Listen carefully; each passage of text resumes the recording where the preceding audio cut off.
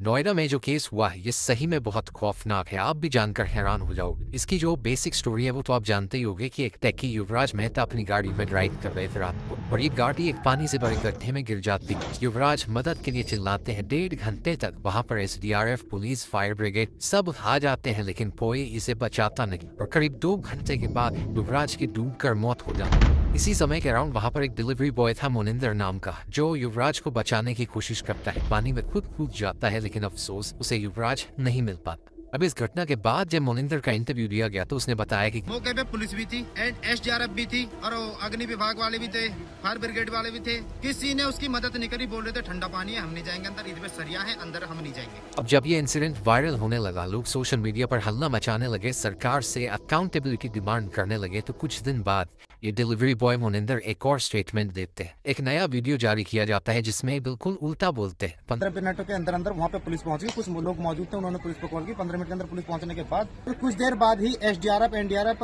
Fire brigade सब ही समय पर पहुंच चुके थे। उन्होंने पूरी मशक्कत के बाद लगभग कुछ समय बाद ही उसे बहुत जल्दी रेस्क्यू कर लिया था लड़के को। अब आप सोचोगे आखिर सच क्या है। मोनिंदर से जब एक और बार फिर पूछा गया तो उसने फाइनली हिम्मत जुटाकर हिंदुस्तान टाइम्स को सारा सच बता दिया। उसने बताया कि कैसे पुलिस ने उसे थाने बुलाया, एक स्क्रिप्ट दी और जबरदस्ती पुलिस के फेवर में वीडियो रिकॉर्ड उससे करवाया गया। पुलिस ने उसे 4.5 घंटे तक पार्क में बिठा कर रखा था और धमकाते हुए कहा था 5-10 दिन के लिए गायब हो जा, केस तो 2-3 दिन में मीडिया से हट ही जाएगा लेकिन तू तो यहीं रहता है। सोच कर देखो दोस्तों, सरकार एक तो कितनी निकम्मी है कि बेसिक फैसिलिटीज तक सिटीजन्स को नहीं प्रोवाइड कर पा रही, और दूसरा जब सच सामने आता है तो गुंडों की तरह बिहेव करते हैं सच को दबाने की।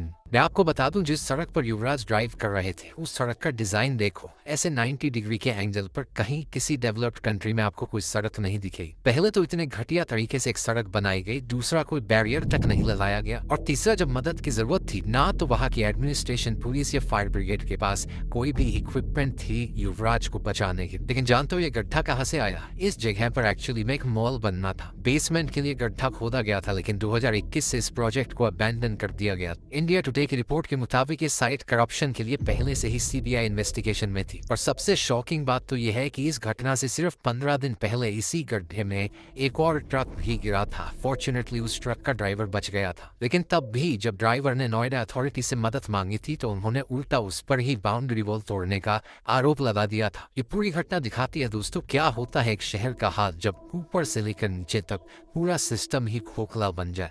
नोएडा में बीजेपी की ट्रिपल इंजन सरकार है, ऊपर से लेकर नीचे तक सब कुछ बीजेपी के कंट्रोल में है। यहाँ तक कि नोएडा की डीएम पता है कौन है? ज्ञानेश कुमार की बेटी।